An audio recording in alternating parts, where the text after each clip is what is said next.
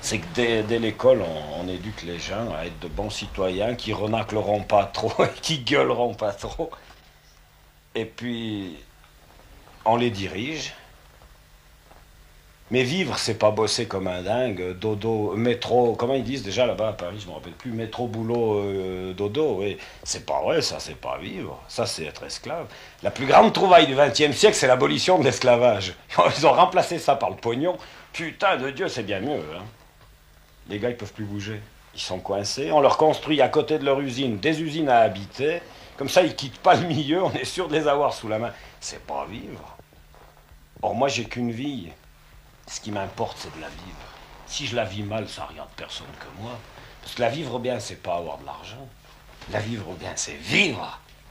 Prendre son temps, boire un verre, discuter comme on fait maintenant, aller se balader, rien foutre. Perdre son temps, c'est la plus merveilleuse façon de le gagner.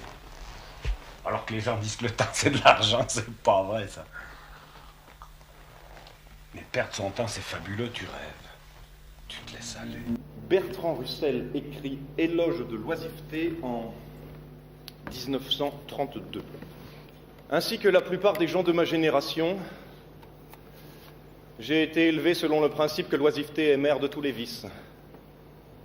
Comme j'étais un enfant pétri de vertu, je croyais tout ce qu'on me disait.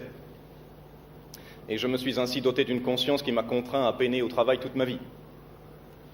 Cependant, si mes actions ont toujours été soumises à ma conscience, mes idées, en revanche, ont subi une révolution. En effet, j'en suis venu à penser que l'on travaille beaucoup trop de par le monde, que de voir dans le travail une vertu cause un tort immense, et qu'il importe à présent de faire valoir dans les pays industrialisés un point de vue qui diffère radicalement des préceptes traditionnels. Ce que je veux dire, c'est que le fait de croire que le travail est une vertu est la cause de grands maux dans le monde moderne, et que la voie du bonheur et de la prospérité passe par une diminution méthodique du travail. Et d'abord, qu'est-ce que le travail ? Il existe deux types de travail. Le premier consiste à déplacer une certaine quantité de matière se trouvant à la surface de la terre ou dans le sol. Le second, à dire à quelqu'un d'autre de le faire. Le premier type de travail est désagréable et mal payé. Le second est agréable et très bien payé. Le second type de travail peut s'étendre de façon illimitée. Il y a non seulement ceux qui donnent des ordres, mais aussi ceux qui donnent des conseils sur le genre d'ordre à donner. Normalement, deux sortes de conseils sont donnés simultanément par deux groupes organisés, c'est ce qu'on appelle la politique. Il n'est pas nécessaire pour accomplir ce type de travail de posséder des connaissances dans le domaine où l'on dispense des conseils.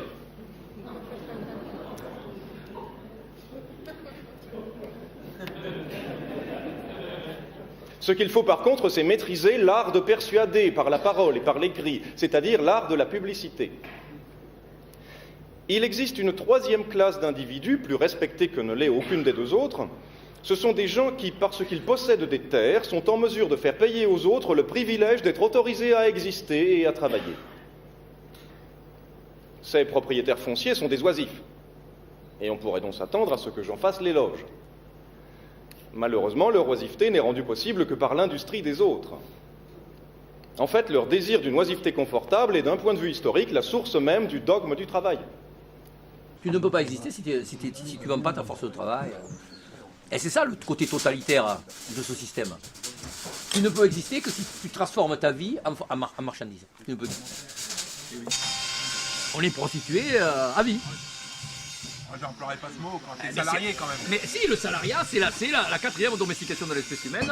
C'est la prostitution. Évidemment, les salariés, quand tu vas, ils ont 12 formes de pathologie. Parce que là, on n'a rien dit si on n'a pas fait la critique du salariat. Les salariés, ils ont 12 pathologies. Ce sont des individus soumis aux hiérarchies, qui ne prennent pas d'initiative, qui sont exploités, routiniers, qui ont peur.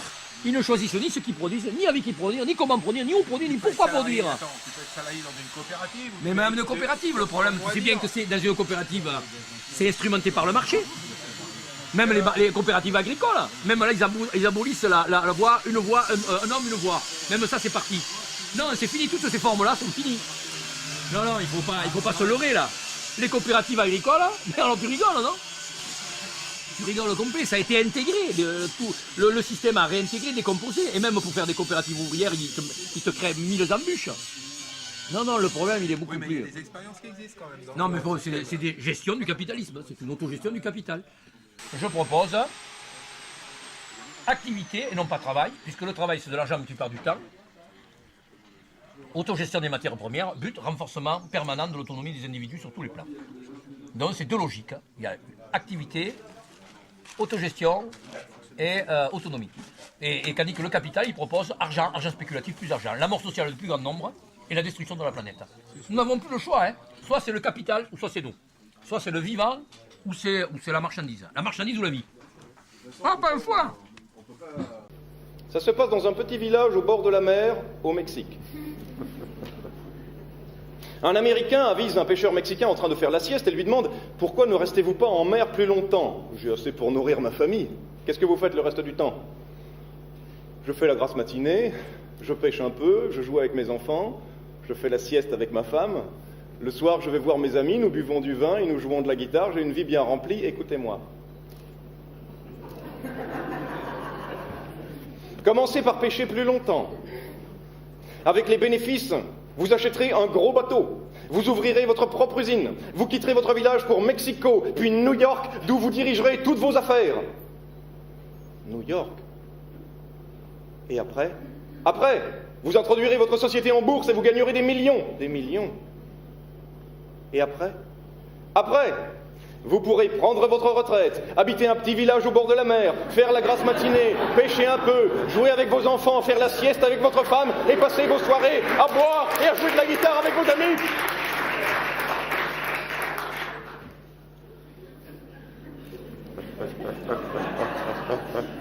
Peut-on imaginer plus absurde ? Aucun Mexicain ne porterait ça. Donc dans ce cadre de crise généralisée du travail, je crois que notre intelligence et notre intelligence collective, notre imagination créatrice est sollicitée.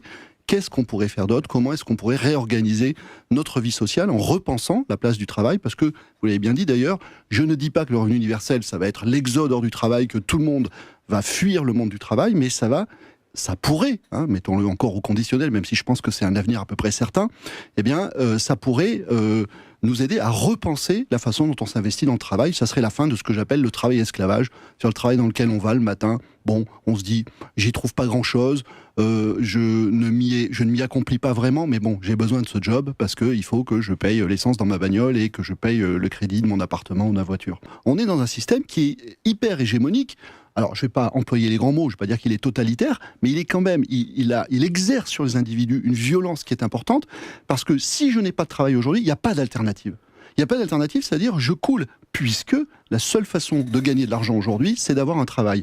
Et c'est là que je parle du cercle vicieux dans lequel nous enferme le capitalisme. Je le dis de mille et une manières, travailler plus, pour gagner plus. Pour faire quoi ? Pour posséder plus et consommer plus. Ah, la belle vie, c'est super. Ici, j'ai l'impression de vivre. Ces cailloux, je les connais. Ils me connaissent. Mais je ne sais pas comment on explique le bonheur, comment on explique la liberté. Ici, je suis libre. Et ici, je suis heureux. Je pars de là, je bois un verre, je me tire. Je vais dans la forêt. Je pars sous le prétexte de cueillir des champignons. Souvent, je ramène rien du tout. Mais si tu savais, quand je suis là-haut, le Catogne qui est là derrière, cette sacrée foutue montagne, je gueule tout seul. Il n'y a personne qui m'entend. Je fais pas du cinéma, là. Je suis tout seul, je hurle. Il y a des moments où je gueule. C'est beau! C'est vrai, c'est beau. Je te jure, ça me fout les larmes aux yeux. Il faut vivre avec la terre, il faut vivre avec l'eau. En ville, on est isolé complètement de la terre. On touche que du béton. On touche que du bitume. On n'a plus aucun contact avec la terre. On a des semelles en plastique, des manteaux en plastique. Il faudrait demander une fois aux gens, à tous ceux qui vivent en pleine ville, d'aller s'étendre dans l'herbe sous un arbre, de regarder que le ciel et les oiseaux éventuels qui passeront, mais de s'abandonner pour respirer avec la terre et la sentir. Et ils verront, ils rechargeront leur batterie, là, pour de bon. C'est pas dans les boîtes de nuit, c'est pas à coup de whisky ou de drogue qu'on recharge ses batteries, c'est pas vrai. Va sortir la merde chez le paysan d'en face, là tu participes et là tu te recharges les batteries. C'est pas en noyant son chagrin dans le whisky que Je vous propose de changer le monde en apprenant à répondre différemment à cette question, que fais-tu dans la vie? La plupart d'entre vous avaient parlé de votre travail, comme si la vie se résumait à notre travail. Mais au fond, qu'est-ce que c'est le travail? Le travail, c'est prendre une petite quantité de matière sur la Terre et le transformer, le déplacer, en faire un produit ou indirectement un service. Historiquement, le travail de tous était nécessaire afin de garantir la survie de l'humanité. Si quelqu'un ne travaillait pas, c'était un poids mort et il était généralement exclu de la communauté. Et puis, petit à petit, nous avons commencé à optimiser notre travail, à produire plus en travaillant moins. L'industrialisation a été un tel gain de productivité que le travail de tous est devenu de moins en moins nécessaire. Cependant, on ne balaye pas d'un revers de main les stigmates de millénaires d'un système social. Aujourd'hui encore, la plupart d'entre nous veulent avoir un travail, de peur d'être exclus de la société, de peur peut-être de perdre leur identité. Mais si la productivité augmente, comment faire en sorte que tout le monde puisse avoir un travail? 2 solutions. La première, c'est de consommer plus. On va créer des nouveaux besoins. C'est ce qu'on appelle la théorie économique de la croissance. Alors, pour 2 raisons qui vont sans doute vous sembler particulièrement évidentes, la croissance est stupide, sauf si vous êtes politicien. La première raison, c'est que consommer prend du temps. En Belgique, notre espérance de vie est de 2,5 milliards de secondes. Cela signifie qu'il existe une limite matérielle à ce que nous pouvons consommer. Au-delà d'un certain seuil, nous n'avons matériellement plus assez de secondes de vie pour pouvoir consommer. Mais il est plus important. La Terre, c'est une quantité limitée de matière avec des capacités de recyclage également limitées. Travailler et consommer, cela revient à transformer une petite partie de la planète en déchets.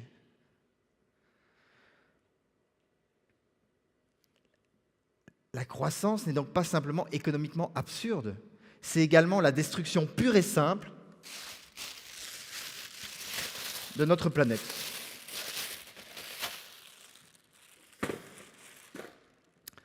Heureusement, j'ai parlé d'une 2e solution afin que chacun puisse avoir de l'emploi.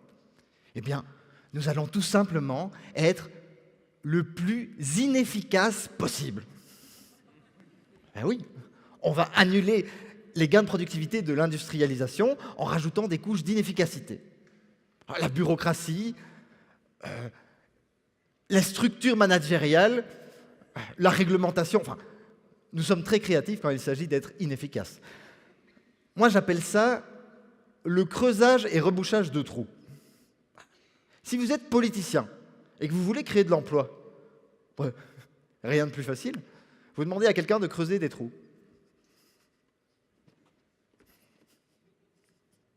Puis vous demandez à une 2e personne de reboucher les trous. Vous venez de créer 2 emplois. Bravo. La seule subtilité, c'est de faire en sorte que les 2 ne se croisent jamais, comme ça ils ont l'impression d'être utiles. On est dans une dynamique où on n'a plus envie de gagner des salaires mirobolants, quoi. Dans une entreprise classique, c'est un peu la contrepartie qu'on te donne pour un boulot de merde, entre guillemets. Nous, on est plutôt dans une démarche où on fait un boulot qui nous plaît et on n'a pas besoin du coup d'avoir un salaire dont on ne va pas savoir quoi faire, quoi. On vit dans une société qui est un peu folle en fait, dans laquelle on se crève à travailler tout le temps. Et pourquoi? Pour avoir un salaire qui nous permettrait d'acheter des choses pour nous déstresser de tout le stress qu'on cumule au travail. Nous avons choisi la sobriété, c'est-à-dire la sobriété comme facteur de bonheur Pourquoi? Parce qu'elle est libératrice. Si je suis pris dans le toujours plus, et jamais satisfait, j'ai ça, mais il me faut ça, j'ai telle bagnole, il me faut encore. Mais à quel moment est-ce que je vais être satisfait? J'ai pas besoin de ce qu'on me fait croire que j'ai besoin. Ils se disent, ah non, moi je vivrai jamais comme ça, j'ai besoin de ma douche, j'ai besoin de mes toilettes, j'ai besoin de mes... Mais oui, mais on a tout ça, hein. C'est juste que ça existe en basse consommation, ça existe sans polluer, sans créer une empreinte écologique irréversible. Tout est possible, les solutions elles sont là, et encore meilleur, on n'a pas besoin de travailler pour pouvoir accéder à ce confort. Donc toutes les objections à ces voies-là, elles ne tiennent pas très longtemps. Quand on se rend compte que l'essentiel est dans ces choses qui ne nécessitent aucun objet, aucun argent, tout d'un coup on se rend compte que pourquoi on court? Pourquoi on court? Tu te sens équilibré, ouais. D'un seul coup tu te sens bien, serein, calme et prendre le temps de regarder une plante. Et juste prendre le temps parce qu'en fait il n'y a rien qui presse. Et là tu retrouves des sensations autres, c'est des choses que tu ressens quoi. Et dont on te prive, tu te prives avec le temps et l'évolution dans une vie plus artificielle. Quand on a moins de biens, on a plus d'ouverture et de sens ouvert sur tout simplement les plaisirs tout simples de regarder un coucher de soleil, de semer ses salades, de faire de la bonne nourriture. Voilà, c'est une autre vie, c'est vraiment un plaisir. C'est pas simplement la simplicité, tu vois, c'est le fait de vivre en harmonie avec tout ça. C'est regarder les ressources et faire avec les ressources qu'on a là, un peu chaque jour. Qu'est-ce qu'on a nous? On a le temps, on a l'huile de coude, on a un peu de gingembre, on a plein de trucs, on a des copains. Avec ça, mais on fait des trucs fantastiques, quoi. La question est de savoir comment donner à des pulsions positives de l'être humain les outils, de façon à ce que ce positif puisse s'épanouir.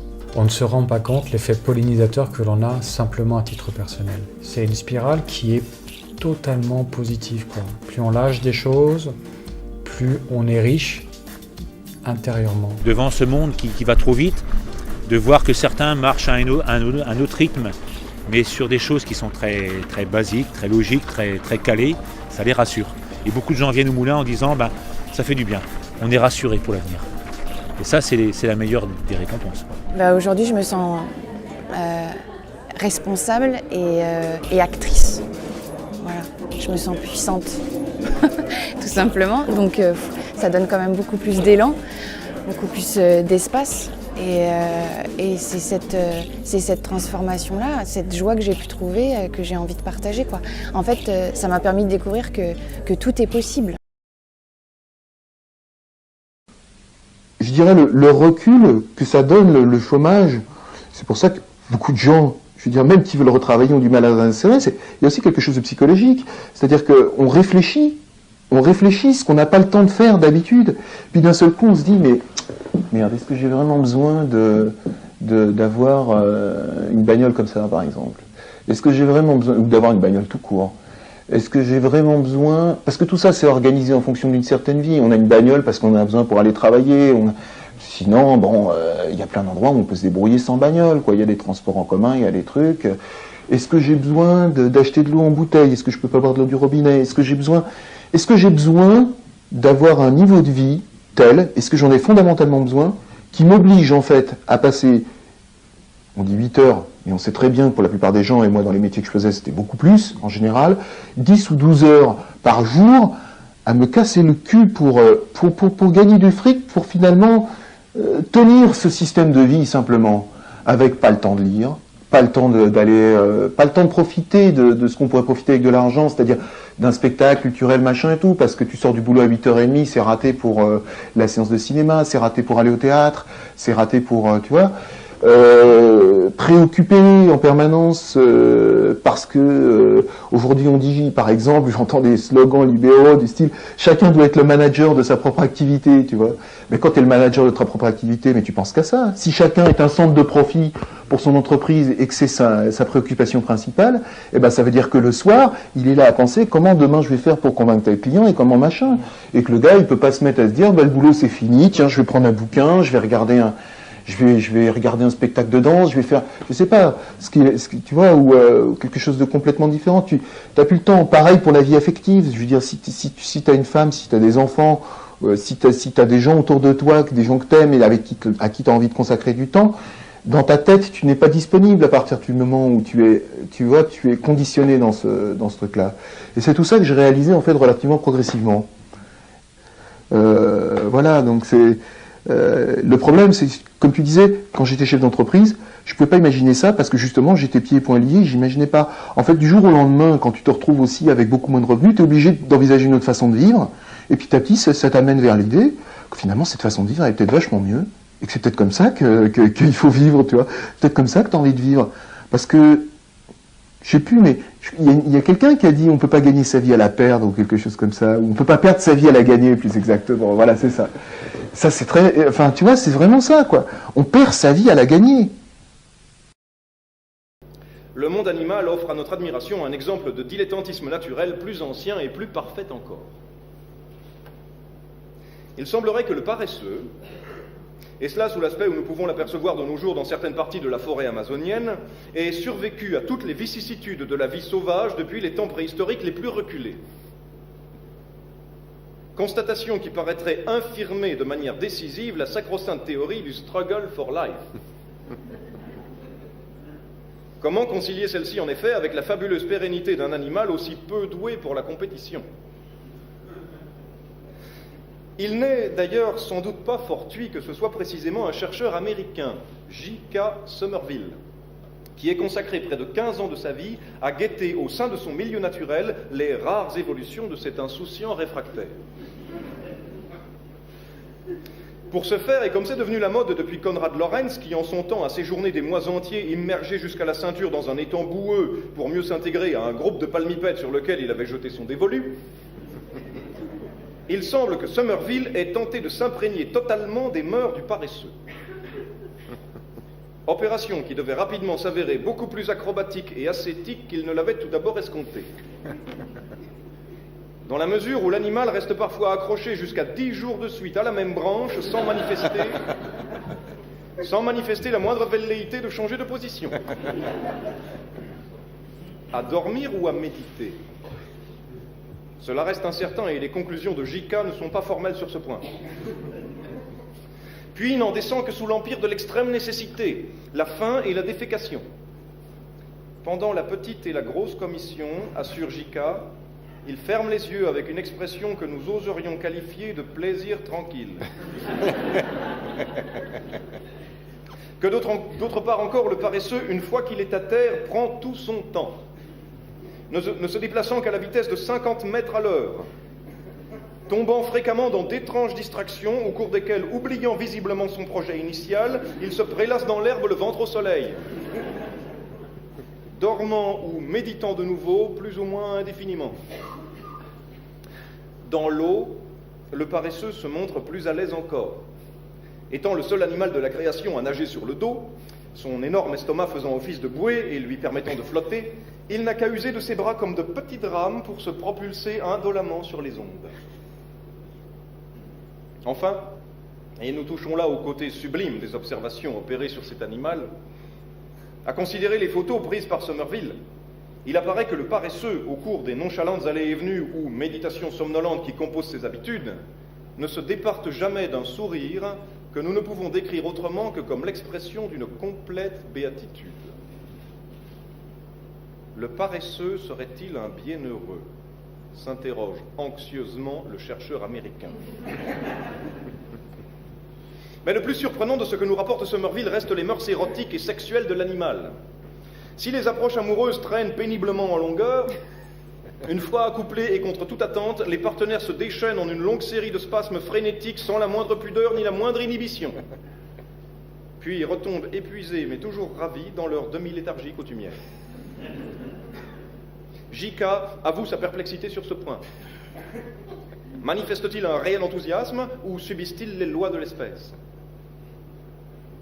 Quoi qu'il en soit, l'article où j'ai pu recueillir tous ces renseignements à propos des recherches de Somerville nous laisse entendre que depuis son retour, l'illustre chercheur connaît certaines difficultés à retrouver le rythme de la vie active. Il semblerait que J.K. ne sorte plus que très rarement de chez lui, que ses éditeurs se plaignent amèrement de l'extrême lenteur avec laquelle il poursuit la rédaction de son ouvrage tant attendu, Comprendre les paresseux, et que sa femme ait toutes les peines du monde à le convaincre de bien vouloir s'extirper du hamac qu'il s'est installé sur la mezzanine et où il séjourne des journées entières. À dormir ou à méditer?